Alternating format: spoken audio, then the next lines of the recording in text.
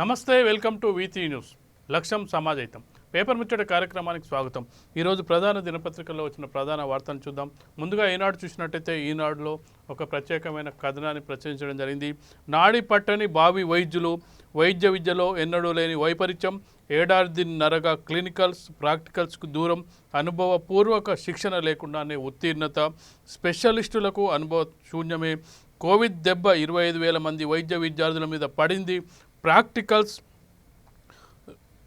కొరవడంతో రోగిని ప్రత్యక్షంగా పరీక్షించి వారి వ్యాధుల్ని తెలుసుకునే అవకాశం లేకుండా పోయింది. దీంతో వీరు నేరుగా రోగుల మీదే ప్రాక్టికల్స్ చేయాల్సిన పరిస్థితి నెలకొంది. ముఖ్యంగా వైద్య విద్యార్థులు 2 సంవత్సరాల పాటు వాళ్ళు ప్రాక్టికల్స్ చేస్తారు.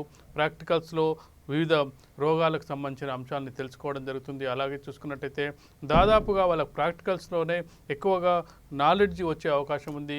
రోగుల పరిస్థితి, రోగులకు ఎలాంటి వైద్యం అందించాలి, ఎలాంటి రోగాలు ముందు వస్తాయి, ఎలాంటి వైద్యానికి ఎలా సహకరించాలనే పరిస్థితులు తెలియకుండానే డైరెక్ట్గా ఉత్తీర్ణత పొందే అవకాశం ఉంది. కోవిడ్ దెబ్బ చూసినట్టయితే విద్యారంగంపై ఎలా పడింది, దాంతో పాటుగా విద్యారంగంతో పాటుగా ప్రాక్టికల్స్ లేకుండానే వైద్య విద్యార్థులు ఉత్తీర్ణత సాధించి రేపు డైరెక్ట్గా వెళ్ళి వైద్యుల్ని పరీక్షించే అవకాశం ఉంది. ఈ పరిస్థితుల మధ్య వైద్యులు ఎలా ముందుకెళ్తారో చూడాల్సిన అవసరం. ఇది కోవిడ్ కారణంగా ఇలాంటి పరిస్థితులు నెలకొన్నాయని చెప్పొచ్చు. ఇక మరొక వార్తను తీసుకున్నట్టయితే కృష్ణా గోదావరి బోర్డుకు సంబంధించిన అంశం ఇప్పుడు రాష్ట్ర ప్రభుత్వ పరిధి నుంచి కేంద్ర ప్రభుత్వ పరిధిలోకి వెళ్ళడం జరిగింది.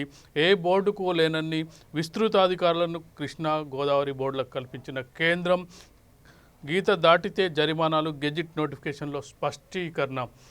కేంద్ర రాష్ట్ర ప్రభుత్వాలు ఇరు రాష్ట్ర ప్రభుత్వాలకు కేంద్ర ప్రభుత్వం చెక్ పెట్టినట్టుగా కనిపిస్తుంది.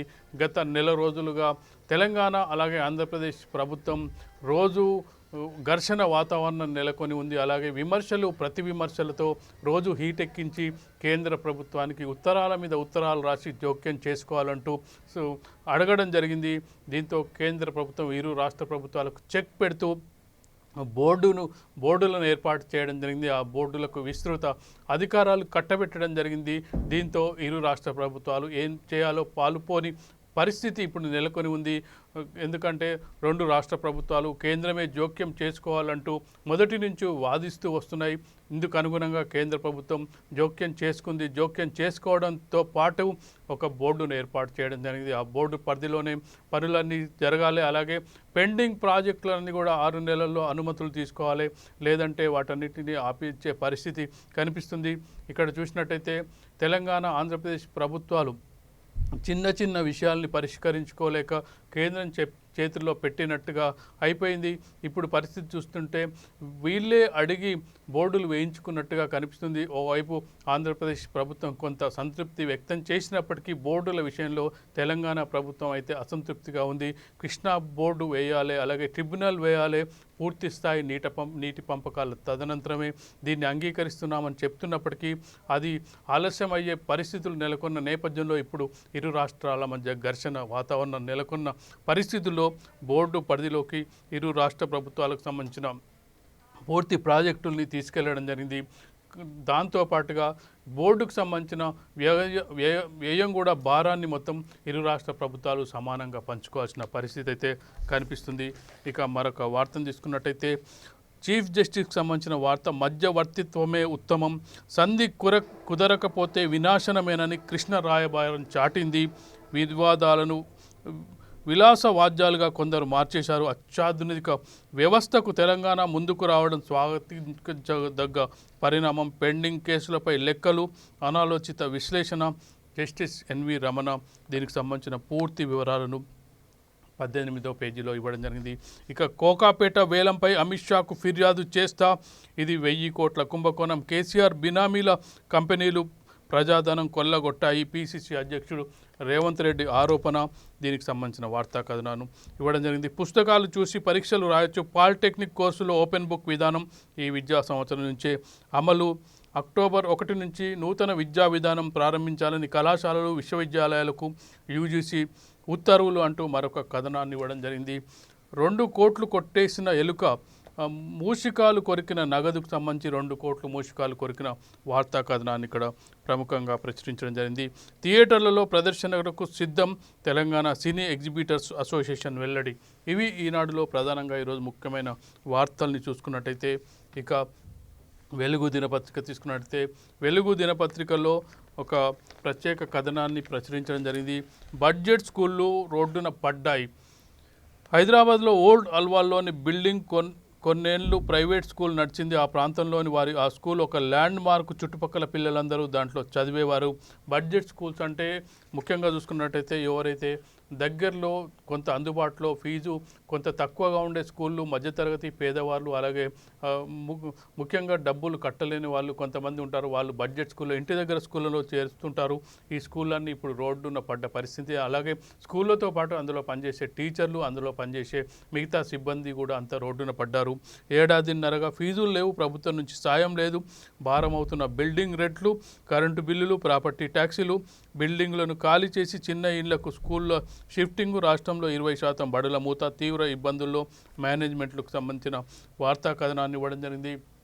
ముఖ్యంగా కార్పొరేట్ స్కూళ్ళు, పెద్ద స్కూళ్ళకు ఎలాంటి సమస్యలు ఉత్పన్నం కానప్పటికీ చిన్న చిన్న స్కూళ్ళు, బడ్జెట్ స్కూళ్ళు, కాలనీల్లో నడిచే స్కూళ్ళు ఇవన్నీ కూడా రోడ్డున పడ్డ పరిస్థితి కనిపిస్తుంది. అందులో పనిచేసే టీచర్లు, యాజమాన్యాలు కూడా వాళ్ళకి ప్రభుత్వం నుంచి ఎలాంటి సాయం కూడా అందలేదు. దీనికి సంబంధించిన ప్రత్యేక కథనానికి సంబంధించిన అంశాన్ని ఇక్కడ వెలుగు దినపత్రిక వెలుగులోకి తీసుకురావడం జరిగింది.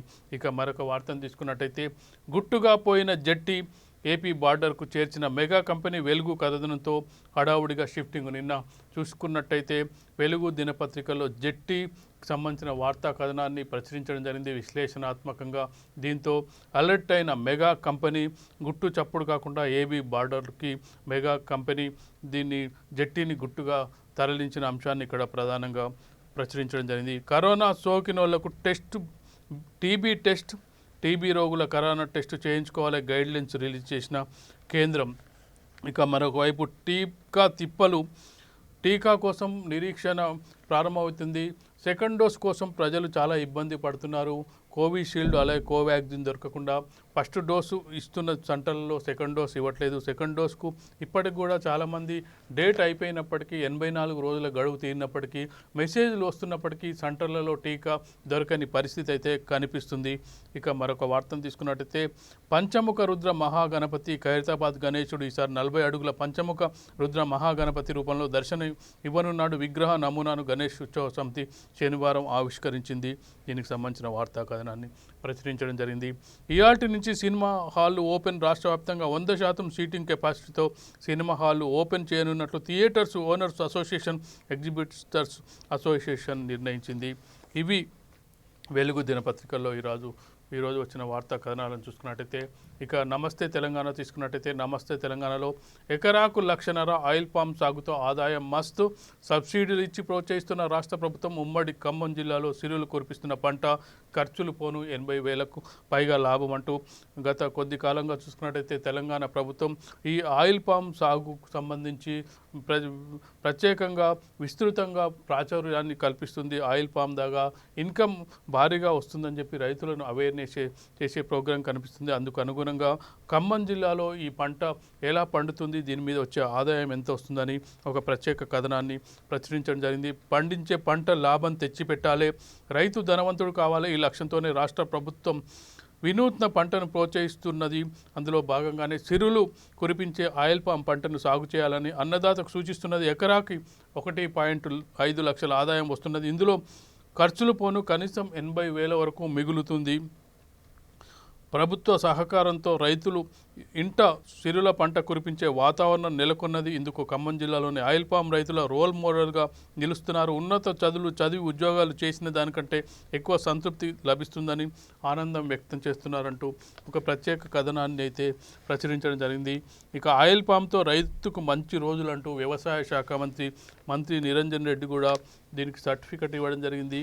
ఇక రేపటి నుంచి ప్యాసింజర్ రైలు తొలి దశలో 82 రైళ్ల సర్వీసుల పునరుద్ధరణ. దక్షిణ మధ్య రైల్వే జీఎం గజానన్ మాల్యా వెల్లడి. అక్టోబర్ 1 నుంచి క్లాసులు, సెప్టెంబర్ 30లోపు ప్రవేశాలు పూర్తి చేయాలి. ఫైనల్ ఇయర్ పరీక్షల నిర్వహణ తప్పనిసరి. వర్సిటీలు, కాలేజీలకు యూజీసీ ఆదేశాలు. ఇవి నమస్తే తెలంగాణలో ఈరోజు ముఖ్యమైన వార్తలను తీసుకున్నట్టయితే ఇక సాక్షి తీసుకున్నట్టయితే సాక్షిలో మొదటి పేజీలో మొదటి వార్తగా తీసుకున్నట్టయితే సాగు భూమి 75,000 ఎకరాకు కనిష్ట ధర ఆ మేర పెంచాలని ప్రభుత్వ నిర్ణయం. ఇటీవలి కాలంలో హల్చల్ చేస్తున్న వార్త భూముల రేట్లు పెంచడం, అలాగే దానికి సంబంధించిన రిజిస్ట్రేషన్ ఛార్జీలు పెంచడం, ఎకరాకు కనిష్ట ధర సాగు భూమికి అయితే 75,000 పెంచాలని చెప్పి రాష్ట్ర ప్రభుత్వం నిర్ణయించినట్టుగా ఒక వార్తా కథనాన్ని ప్రచురించడం జరిగింది. ఫ్లాట్లు, అపార్ట్మెంట్లకు చదరపు అడుగు కనిష్ట ధర 1,000 రూపాయలు, ఖాళీ స్థలాలు చదరపు గజానికి 200. 3 రకాల భూములు, ఆస్తులకు ప్రభుత్వ ధరల సవరణ ప్రక్రియ పూర్తి. జిల్లాల వారీగా భూములు, ఆస్తుల ధరల నిర్ధారణ ఈ నెల 20 నుంచి లేదా 1 ఆగస్టు నుంచి అమల్లోకి ప్రభుత్వ ఉత్తర్వులు. ప్రస్తుతం ఉన్న 6% నుంచి 7.5% పెరగనున్న రిజిస్ట్రేషన్ ఫీజులు కూడా పెంచే భూమి రేటు పెరగడం, దాంతోపాటు రిజిస్ట్రేషన్ పెరగడంతో ఎవరైతే కొనుగోలుదారులు ఉంటారో వాళ్ళపై విపరీతమైన భారం పడే అవకాశం అయితే కనిపిస్తుంది. ప్రభుత్వానికి ఆదాయం సమకూరే అవకాశం కనిపిస్తుంది. 3 రకాల భూములు, ఆస్తులను ఏ ప్రాంతంలో ఏ మేరకు ధరలు పెంచాలన్న దానిపై సుదీర్ఘ కసరత్తు చేసిన రిజిస్ట్రేషన్ శాఖ కేటగిరీల వారీగా ధరలను నిర్ణయించింది. రియల్ ఎస్టేట్ భూమికి ఎలాంటి ఆటంకం కలగకుండా, ఇటు మధ్యతరగతి ప్రజానీకానికి భారం పడకుండా ప్రభుత్వ విలువలను సవరించాలని అధికారులు చెబుతున్నారు. ఖాళీ స్థలాలు, ప్లాట్లకు సంబంధించిన వివరాలను రిజిస్ట్రేషన్ శాఖ అప్లోడ్ చేస్తుండగా వ్యవసాయ భూముల వివరాలను ధరణి పోర్టల్లో సాంకేతిక బృందం అప్లోడ్ చేయనుంది. ఏది ఎంతెంత అనేది కూడా లోపలి పేజీల్లో ప్రచురించడం జరిగింది. ఇక సామాజిక న్యాయ విప్లవం అంటూ ఒక వార్తా కథనాన్ని సాక్షి ప్రచురించడం జరిగింది. ఏపీలో మహిళా సాధికారితకు పెద్దపీట. నామినేటెడ్ పదవుల్లో సరికొత్త చరిత్ర.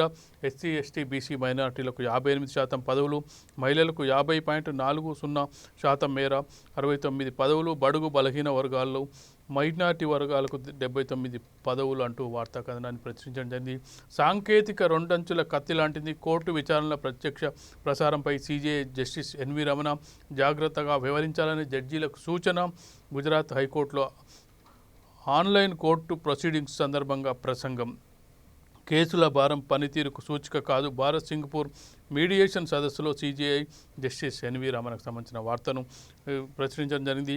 టీకా కటకట. వ్యాక్సినేషన్ కేంద్రాలకు జనం తాకిడి. కోవాక్సిన్ డోసులకు తీవ్ర కొరత. సెకండ్ డోసు కోసం క్యూ కడుతున్న లబ్ధిదారులు.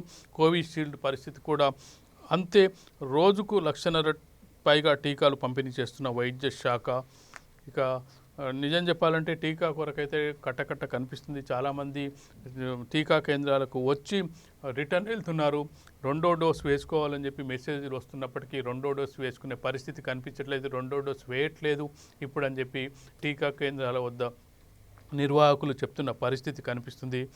ఇక మరొక వార్తను తీసుకున్నట్లయితే ప్రధానితో పవార్ భేటీ. మోడీ నివాసంలో దాదాపు గంట పాటు ఇరువురి సమావేశం. జాతీయ ప్రయోజనాలపైనే భేటీ అన్న ఎన్సీపీ చీఫ్. ఇక ఎన్సీపీ చీఫ్ పవార్ ప్రధాని భేటీకి సంబంధించి రాజకీయ వర్గాల్లో తీవ్ర చర్చ సాగుతుంది. ఎందుకంటే 3వ కూటమికి పవారే నేతృత్వం వహిస్తారని చెప్పి ఇటీవలి కాలంలో ప్రశాంత్ కిషోర్ హడావుడి చేస్తున్నాడు. ప్రశాంత్ కిషోర్, మమతా బెనర్జీ, శరద్ పవార్, కేజ్రీవాల్ ఇలాంటి నాయకులందరితో కలిసి ఇటీవలి కాలంలోనే కాంగ్రెస్ పార్టీని కూడా కలిపి అందరినీ ఒకే వేదిక మీదకి తీసుకురావడానికి, అలాగే యాంటీ మోడీని ఓడించాలి 2024 ఎన్నికలు అనే లక్ష్యంతో ముందుకెళ్తున్నారు. అందుకు పవార్నే ముందు పెట్టడం జరిగింది. పవార్ని ఒక దశలో రాష్ట్రపతి ఎన్నికల్లో 2022లో జరిగే రాష్ట్రపతి ఎన్నికలో రాష్ట్రపతిగా పవార్ని నిలబెట్టాలనే యోచన కూడా చేస్తున్నప్పటికీ పవారు ఇప్పుడు మోడీని కలవడం అనేది రాజకీయ వర్గాల్లో సంచలనంగా మారింది. ఏ లక్ష్యంతో దేంతో పవార్ కలవడం జరిగింది, భేటీ ఆంతర్యం ఏంటి అని చెప్పి రాజకీయ వర్గాల్లో చర్చ అయితే ప్రారంభమైంది. ఫేవరెట్గా భారత్. కొలంబోలో నేడు శ్రీలంక. టీమిండియా తొలి వన్డే కీలక ఆటగాళ్లు గైరాజరి. బలహీనపడ్డ లంక జట్టు అంటూ వార్తా కథనాన్ని ప్రచురించడం జరిగింది. ఇవి ఈరోజు ఆంధ్రజ్యోతిలో సాక్షిలో వచ్చిన వార్తా కథనాలను తీసుకున్నట్టయితే, ఇక ఆంధ్రజ్యోతిలో మొదటి వార్తగా తీసుకున్నట్టయితే అనుమతికి నీళ్ళేవి, కేటాయింపు లేని ప్రాజెక్టులకు అనుమతి అసాధ్యం. డిపిఆర్లు సమర్పించిన బోర్డులో మునిగిపోవుడే, 6 నెలలలో అనుమతులు రావంటున్న నిపుణులు. నికర జలాలుంటేనే పెండింగ్ ప్రాజెక్టులకు మోక్షం. ఇరు రాష్ట్రాల మధ్య బ్రిజేష్ కుమార్ ట్రిబ్యునల్ తుది కేటాయింపులు చేస్తేనే సమస్య కొలిక్కి. ఇక దీనికి సంబంధించి వార్తా కథనాన్ని ప్రత్యేకంగా ప్రచురించడం జరిగింది. ఏం చేయొచ్చు అంటూ కాలువల ఆధునీకరణ, నీటి యాజమాన్య పద్ధతుల్లో మార్పులు తీసుకురావడం కన్నా నీటి వినియోగం ఎక్కువగా అవసరమయ్యే పంటలను తగ్గించుకోవడం ద్వారా ఆయా ప్రాజెక్టుల కింద నీటి అవసరాలు తగ్గాయని చెప్పి ఆ నీళ్లను కొత్త ప్రాజెక్టులకు కేటాయించాలని కోరవచ్చు. రాష్ట్రానికి కేటాయించిన నీళ్ల కోటాను రాష్ట్రం లోపల తమకు ఇష్టం వచ్చినట్లుగా మార్చుకునే అవకాశం కల్పించాలని ట్రిబ్యునల్ని అడగొచ్చు అంటూ ఇప్పుడు కేంద్రం సంబంధించిన దీనికి వెళ్ళడం జరిగింది.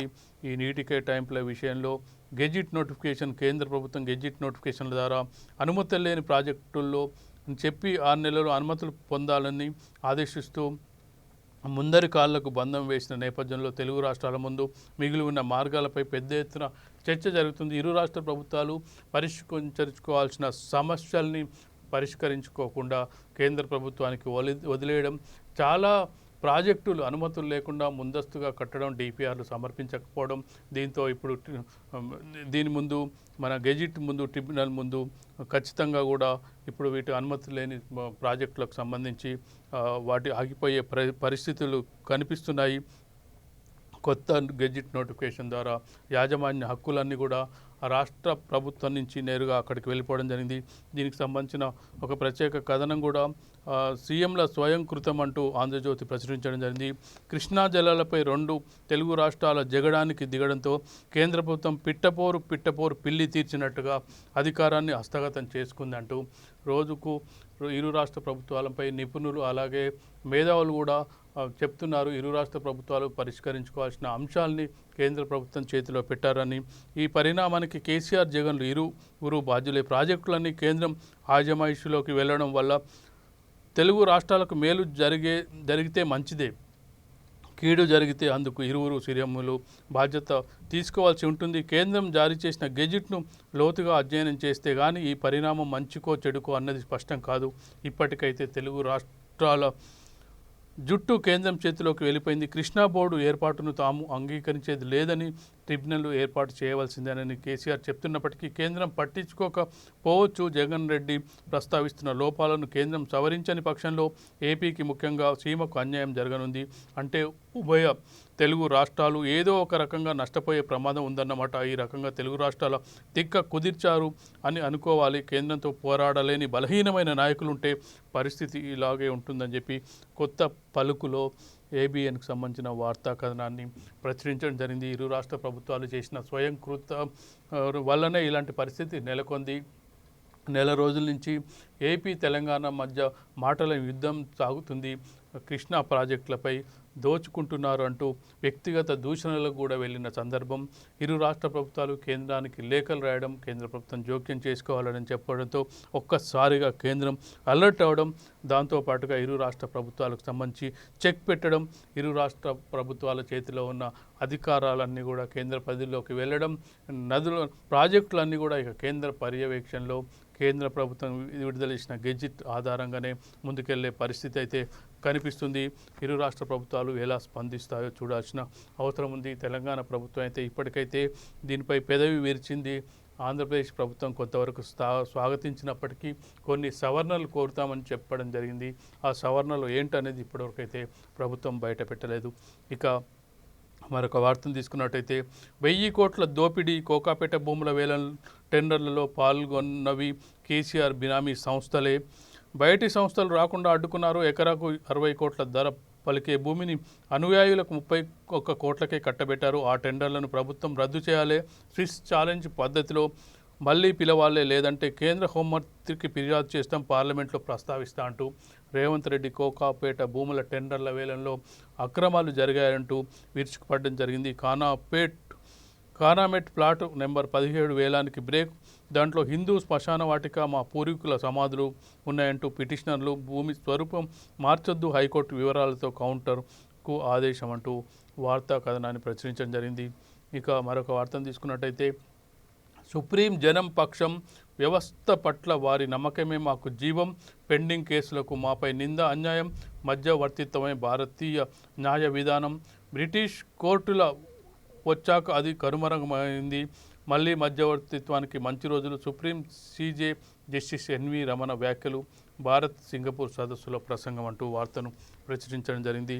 ఇక మరొక వార్తను తీసుకున్నట్టయితే లోక్సభ ఎన్నికలకు ముందు అయోధ్య రాముడి దర్శనం 2023 లోపు గర్భగుడిలోకి విగ్రహాల తరలింపు 2024 ఎన్నికల నేపథ్యంలో కేంద్రం ప్రయత్నం అంటూ ఒక ప్రత్యేక కథనాన్ని ఆంధ్రజ్యోతి ప్రచురించడం జరిగింది. అయోధ్య వివాదం పరిష్కారం అయింది. త్వరగా అయోధ్య రాముడి నిర్మాణం జరుగుతుంది. అయోధ్య రాముడి దర్శనం 2023లోనే ప్రారంభమవుతుంది. గర్భగుడిలోకి విగ్రహాల తరలింపు సాగుతుంది. ఇదంతా 2024 ఎన్నికలను దృష్టిలో పెట్టుకునే కేంద్ర ప్రభుత్వం చేస్తుంది. మరొకసారి మళ్ళీ గెలవాలంటే అయోధ్య రాముని నమ్ముకోవాలనే అంశాన్ని ఇక్కడ తెరపైకి తెస్తుందనే అంశాన్ని ఇక్కడ ఆంధ్రజ్యోతి ప్రత్యేక కథనంలో ఇవ్వడం జరిగింది. ఇక చాలా కాలంగా నలుగుతున్న కర్ణాటకకు సంబంధించి కర్ణాటకలో బీజేపీ ప్రభుత్వం ఉంది. యెదియూరప్ప రాజీనామా చేయాలని చెప్పి అసమ్మతివాదులు కోరుకుంటున్నారు. 26 తర్వాత కర్ణాటక కొత్త సీఎం అంటూ ఒక క్వశ్చన్ మార్కుతో ఒక కథనాన్ని ఇవ్వడం జరిగింది. రాజీనామాకు యెదియూరప్ప సంసిద్ధత విమానాశ్రయం నుంచి పిలిపించి చెప్పిన షా అంటూ యాక్చువల్గా అయితే బీజేపీ తను పెట్టుకున్న రూల్స్ ప్రకారం అయితే ఖచ్చితంగా యెదియూరప్ప సీఎంగా ప్రమాణ స్వీకారం చేసే అవకాశం లేదు. 70 ఏళ్ళు పైబడిన వాళ్ళు ఎవరు కూడా ప్రత్యక్ష రాజకీయాల్లో ఉండకూడదని బీజేపీ ఒక రూల్ పెట్టుకుంది. అయినప్పటికీ మినహాయింపులతో యెదియూరప్పను సీఎం చేయడం జరిగింది. సీఎం చేసినప్పటి నుంచి కూడా అతన్ని తొలగించే మార్గాలను అన్వేషిస్తుంది. అయితే బలమైన సామాజిక వర్గానికి చెందిన యెదియూరప్పను తొలగిస్తే ప్రభుత్వమే కుప్పకూలుతుందనే భయంతో కొంతవరకు వెసులుబాటు కల్పించడం జరిగింది. ఇటీవల కేంద్ర ప్రభుత్వంలోనూ ఎవరైతే పెద్ద వయసున్నాలో 70 ఏళ్ళు దాటిన వాళ్ళు ఉన్నారో వాళ్ళందరినీ కూడా తొలగించడం జరిగింది. వృద్ధులని మెల్లమెల్లగా పాత తరం నాయకుల్ని ఇంటికి పంపించడం లేదా గవర్నర్లుగా నియమించడం జరుగుతుంది. అయితే యెదియూరప్ప విషయంలో ఈ ఫార్ములా ప్రకారం బీజేపీలో అగ్రనేతలైన అద్వానీ అలాగే మురళీ మనోహర్ జోషి లాంటి వాళ్ళకు చెక్ పెట్టడం జరిగింది. వాళ్ళను ఎన్నికల్లో పోటీ చేయకుండా నిలువరించడం జరిగింది. కానీ యెదియూరప్ప విషయంలో మాత్రం దీనికి కొంత మినహాయింపులు ఇవ్వడం జరిగింది. అయితే ఇప్పుడు అసమ్మతి రావడం అలాగే యెదియూరప్పపై తిరుగుబాటు చేస్తున్న ఎమ్మెల్యేలు ఉండడం, దీంతో పాటుగా నిన్ననే ప్రధాని మోడీని కలిసిన యెదియూరప్ప రాజీనామా చేసే ప్రసక్తే లేదని చెప్తున్నప్పటికీ రాజీనామా చేసే అవకాశం ఉందని వార్తా కథనాలు అయితే వెలువడుతున్నాయి. ఇక మరొక వార్తను తీసుకున్నట్టయితే యూనివర్సిటీలు కాలేజీలు అక్టోబర్ 1 నుంచి తరగతులు, సెప్టెంబర్ 30 వరకు అడ్మిషన్లు పూర్తి చేయాలి. ఫైనల్ ఇయర్ పరీక్షలకు ఆగస్టు 30లోగా నిర్వహించాలి. నూతన మార్గదర్శకాలు విడుదల చేసిన యూజీసీ ఏదైతే ఇప్పుడు ఆగస్టులో దాదాపుగా అన్ని ఎంట్రన్స్ పరీక్షలు పూర్తవుతున్నాయి. ఇక సెప్టెంబర్ 30 వరకు అడ్మిషన్స్ అన్ని పూర్తి చేసి అక్టోబర్ 1 నుంచి యూనివర్సిటీలు కాలేజీల్లో క్లాసులు ప్రారంభించాలని చెప్పి యూజీసీ గైడ్లైన్స్ విడుదల చేయడం జరిగింది. అయితే థర్డ్ వేవ్ పరిస్థితి ఎలా ఉంటుంది, కోవిడ్ థర్డ్ వేవ్ ఒకవేళ విజృంభించినట్టయితే ఇవన్నీ కూడా మళ్ళీ చేంజ్ చేసే అవకాశం ఉంది. అయితే ఈ లోపుగా అయితే ఎంట్రన్స్ పరీక్షలు అడ్మిషన్స్ అయితే పూర్తయ్యే అవకాశం అయితే కనిపిస్తుంది. సెప్టెంబర్ 30 లోపలగా పూర్తిగా అడ్మిషన్ల ప్రక్రియ పూర్తయినట్టయితే అక్టోబర్లో క్లాసులు ప్రారంభమవుతాయా లేదంటే మళ్ళీ ఆన్లైన్ క్లాసులు చెప్తారా, ఆఫ్లైన్ క్లాసులు వెళ్తాయా చూడాల్సిన అంశంగా కనిపిస్తుంది. ఇక మరొక వార్తను తీసుకున్నట్టయితే 82 అన్రిజర్వ్డ్ రైళ్ల పునరుద్ధరణ, వీటిలో 66 ప్యాసింజర్లు 16 ఎక్స్ప్రెస్లు రేపటి నుంచి విడతల వారీగా ప్రారంభం. రైల్వే స్టేషన్లోని బుకింగ్ కౌంటర్లలో టికెట్లు, యూటీఎస్ పాస్, ఏటీఏవిఎస్లో జారీ వెల్లడించిన దక్షిణ మధ్య రైల్వే. చాలా కాలం నుంచి రైళ్ళు నడవడం బంద్ అయింది. వాటికి సంబంధించి ఇప్పుడు రైళ్ల పునరుద్ధరణ కార్యక్రమం ప్రారంభమవుతుంది. ఇది ఈరోజు ఆంధ్రజ్యోతిలో ప్రధానంగా వచ్చిన వార్తా కథనాలను తీసుకున్నట్టయితే ఇక ఆంధ్రజ్యోతి సంబంధించిన వార్తా కథనాలు ఇవి. ఇక ఆంధ్రప్రభ తీసుకున్నట్టయితే ఆంధ్రప్రభలో బోర్డుల పెత్తనంపై తెలంగాణ మండిపాటు, తిప్పికొట్టేదెలా, నిపుణులతో ముఖ్యమంత్రి కేసీఆర్ వ్యూహాత్మక చర్చలు, బచావత్ ప్రకారం కేటాయింపులు 2 రాష్ట్రాలకు నష్టమేనంటున్న నిపుణులు. గెజిట్ అమలు ఆపాల్సిందే లేదంటే భవిష్యత్తులో జల యుద్ధమే. 811 టీఎంసీలతో తెలంగాణ ఏపీ ప్రధాన ప్రాజెక్టులకు లేని కేటాయింపులు, 2 రాష్ట్రాల సీఎంల చర్చలే పరిష్కారమన్న అభిప్రాయాలు. మైనర్ ఇరిగేషన్ ట్యాంకులు కూడా మీడియం పరిధిలోకి నీటిపారుదల శాఖ నిర్వీర్యమవుతుందని ఆందోళన. గెజిట్పై కొనసాగుతున్న అధ్యయనం అంటూ వార్తా కథనాన్ని ప్రచురించడం జరిగింది. ఇక మరొక కథనాన్ని చూసినట్టయితే మోడీ అలాగే శరద్ పవార్కు సంబంధించి చాలా కథనాలు వెలువడుతున్నాయి. దీనికి సంబంధించి ఎందుకు కలవాల్సి వచ్చిందనే ఒక వివరణ ఇచ్చే ప్రయత్నం అయితే ఆంధ్రప్రభలో రావడం జరిగింది. ఆ సహకారం అక్కర్లేదు, రాష్ట్రాల పరిధిలోనే వ్యవస్థ, అది రాజ్యాంగ విరుద్ధం, ప్రధాని మోడీతో పవార్ భేటీ, కేంద్ర జోక్యంపై అభ్యంతరం, పంజాబ్ గుజరాత్ అసెంబ్లీ ఎన్నికల్లో లబ్ధికేనని విశ్లేషకులు, కార్పొరేట్ల కోసమనని విమర్శలు, విధి విధానాలేంటో తెలపాలి, పార్లమెంట్లో స్పష్టత ఇవ్వాలి, సహకార రంగ నిపుణులు. కొత్తగా సహకార శాఖను ప్రవేశపెట్టడం జరిగింది. కేంద్ర శాఖ ప్రభుత్వం ఇటీవల మంత్రివర్గ విస్తరణలో భాగంగా సహకార శాఖను క్రియేట్ చేయడం జరిగింది. ఆ శాఖ బాధ్యతలు అమిత్ షాకు అప్పగించడం జరిగింది. సహకార శాఖ అనేది రాష్ట్రాల పరిధిలో ఉన్న శాఖ. కేంద్రంలో ఇప్పటివరకు ఆ శాఖ లేదు. ఈ శాఖ వల్ల రాష్ట్ర ప్రభుత్వాల ప్రయోజనాలు దెబ్బతింటాయనే విమర్శలు కనిపిస్తున్నాయి. ముఖ్యంగా చూసుకున్నట్టయితే మహారాష్ట్ర, అలాగే గుజరాత్, హర్యానా, పంజాబ్ ఇలాంటి రాష్ట్రాల్లో ముఖ్యంగా ఎఫెక్ట్ అయ్యే అవకాశం కనిపిస్తుంది. ఇందుకు సంబంధించే కలిశారు అనే ఒక వాదన కనిపిస్తుంది. పార్లమెంట్ సమావేశాలు సోమవారం నుంచి ప్రారంభమవుతున్న నేపథ్యంలో శనివారం రాజకీయ కురువృద్ధుడు ఎన్సీపీ అధినేత శరద్ పవార్ ప్రధాని మోడీని కలుసుకొని ఇటీవల కేంద్రంలో కొత్తగా సమాచార శాఖ ఏర్పాటు వల్ల పట్ల అభ్యంతరాలను వ్యక్తం చేశారు. అంతకుముందు ఆయన ఇదే విషయంపై ప్రధానికి సవివరంగా ఓ లేఖ కూడా రాశారు. శుక్రవారం శరద్ పవార్ కేంద్ర మంత్రులు రాజ్నాథ్ సింగ్, పీయూష్ గోయల్తో కూడా విడివిడిగా సమావేశమయ్యారు. దీంతో సహకార శాఖకు సంబంధించి దేశవ్యాప్తంగా వెల్లువెత్తుతున్న అభ్యంతరాలను శరద్ పవార్ ప్రతిష్టాత్మకంగానే తీసుకున్నట్లుగా తెలుస్తుంది. దీనిపై కేంద్రాన్ని నిలదీసేందుకు ఆయన వెనుకాడడం లేదంటూ ఒక కథనాన్ని అయితే ప్రచురించడం జరిగింది.